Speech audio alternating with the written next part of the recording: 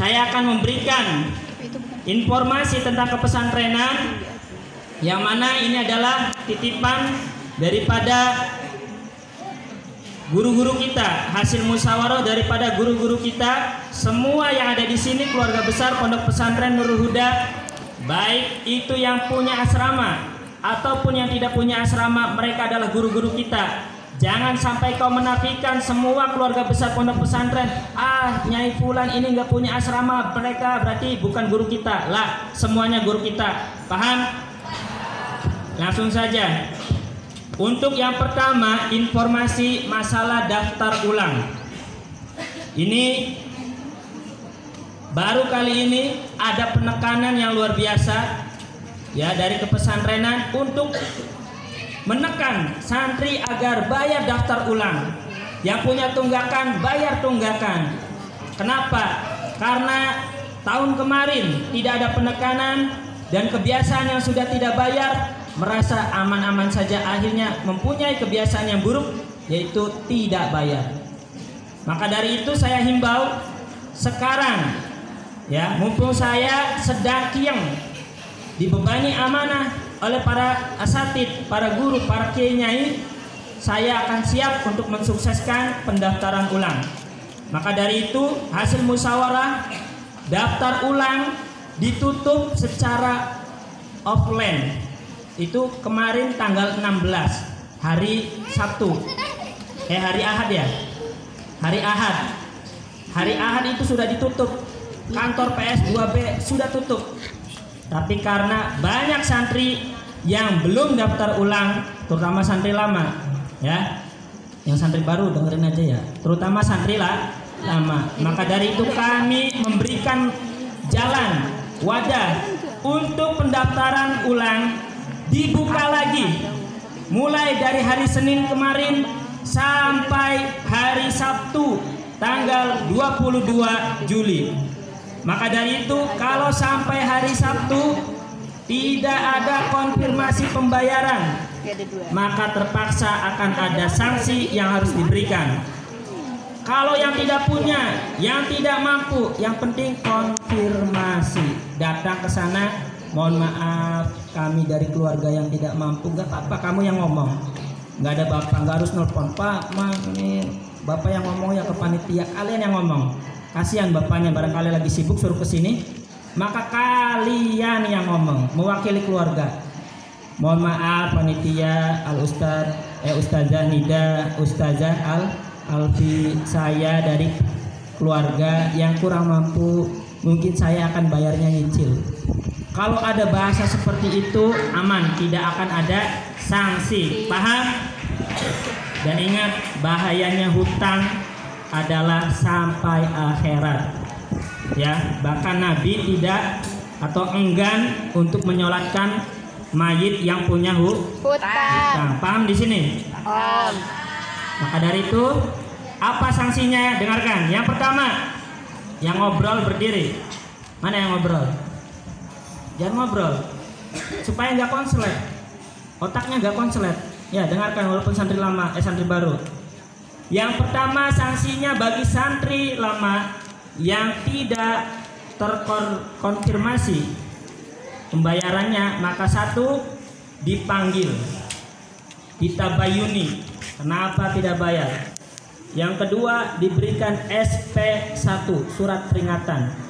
Yang ketiga, diberikan catatan administrasi sebagai pelanggaran administrasi. Yang keempat, ditelepon orang tuanya. Ya, setelah itu bikin perjanjian. Kira-kira ibu, bapak sebagai wali santri dari Fulan atau dari Fulana bisa bayarnya kapan? Kalau sudah, oh nanti insya Allah tanggal sekian, kami catat. Kalau sampai tanggal segitu ternyata tidak bayar, maka kami akan telepon orang tuanya, lalu kami datangkan, suruh datang ke sini, lalu tanyain, Bu, kenapa Bu?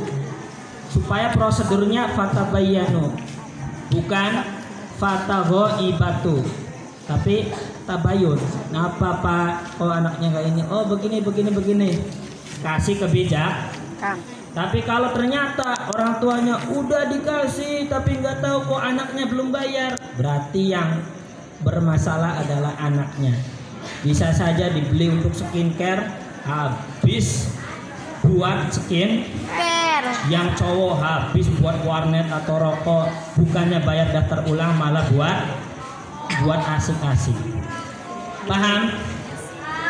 Maka dari itu, di sini semua saya tanya, siap daftar ulang?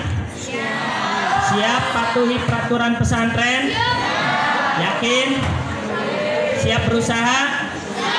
Janji? Ya, mudah-mudahan diberikan jembar rezeki keluarganya, kelancaran rezekinya, serta kebarokahan yang berlimpah, terus sampai tidak ada yang namanya kekurangan. Amin ya robbal alamin. Yang kedua, informasi dari kepesantrenan. Ya, kalau sudah sambutan atas nama perwakilan kepesantrenan, maka semua acara bisa mengundur agak larut malam. Karena dari kepesantrenan tidak bisa diintimidasi, tidak bisa diintervensi. Datang, punten kamila 5 menit lagi, nggak bisa. Ini dari pesantren, ya. Gitu. Yang kedua, masalah sidak asrama. Untuk sidak asrama, Allah, ini menandakan udah capek nih. Untuk sidak asrama, ini akan dilakukan rutin beberapa waktu yang akan datang. Mungkin 1 minggu yang akan datang, atau 3 minggu, atau 1 bulan. Pokoknya tanpa ada pemberitahuan kecuali pengasuh. Ya, maka dari itu tolong berhati-hati. Handphone yang tidak ada surat izin, mohon maaf, nanti akan disita dan bisa diambilnya nanti kalau kamu datang dan orang tuanya datang. Jadi yang ambilnya harus orang tua, tidak dirampas. Milik pesantren nggak boleh, ini udah bisa dijual, nggak, itu milik kalian, cuman disita. Kalau misalnya dirampas terus bisa dijual, namanya kriminalisasi barang, kejahatan berarti. Cuman pesantren yang gede ada yang kayak gitu, dilindungi malah di polisinya, nggak tahu caranya gimana. Ya, maka dari itu tolong perhatikan yang santri putra, santri putri, jangan memegang HP yang tidak dapat izin pengasuh. Kalau isnuda gimana? Kuat isnuda mah. Izin dari Andila dapat, Kang Dedi dapat, pengasuhnya disuruh izinin. Ya kan? Gak ngizinin, datang lagi. Ini kepentingan isnuda. Jadi berapa perlindungan untuk isnuda? Tapi kalau misalnya pengurus asrama, mungkin pengasuhnya aja. Ketika sidak ketangkep, pas saya datang ke pengasuh, oh itu mah udah diizinin, oh berarti bebas. Tapi kalau isnuda lah kuat, langsung tiga kekuatan. Isnuda, pembina, nah terus apa lagi? Kepesantrenan, pengasuh. Paham ya? Paham. Maka dari itu berhati-hatilah yang memegang handphone, cepat sebelum kalian disidak titipkan ke pengasuh. Ya, pengasuh kalian sudah dapat bocoran, ada beberapa santrinya yang menitipkannya ke bibi-bibi. Oh, tempat temannya yang sekelas. Khawatir ketahuan sama tim kita, lalu ketangkep gimana? Nah, informasi akan terus menyebar. Misalnya si siapa? Si Anu nyimpen HP-nya di teman kelasnya yang namanya si Fajri, orang muncul misalnya. Bisa nggak ketangkep? Bisa saja, hati-hati, lebih baik ke pengasuh. Kalau berani izin ke pengasuh, pengasuh izin, saya mau megang HP. Adu argumen, sok. Ya, kalau misalnya dapat diizinin, wah mantap, hebat, keren. Ya, tapi kalau nggak dapat, ya mampus. Mampus. Tapi kalau isnuda, media, nggak diizinin sama pengasuhnya dari pesantrennya yang betul. Ini untuk kepentingan bersama, bukan asrama. Ini untuk kepentingan pesantren, bukan asrama. Paling dari pengasuh itu, tolong ini dikontrol. Isnuda jangan sampai megang HP tapi lewat batas dan sebagainya. Paham ya?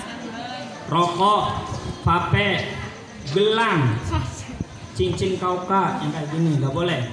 Kalau cincin yang begini boleh. Nih, yang berlapis boleh. Lah, Alhamdulillah gimana sih katanya Ustadz kok merampasin punya santri pakai gelang. pakai kauka. Gimana sih?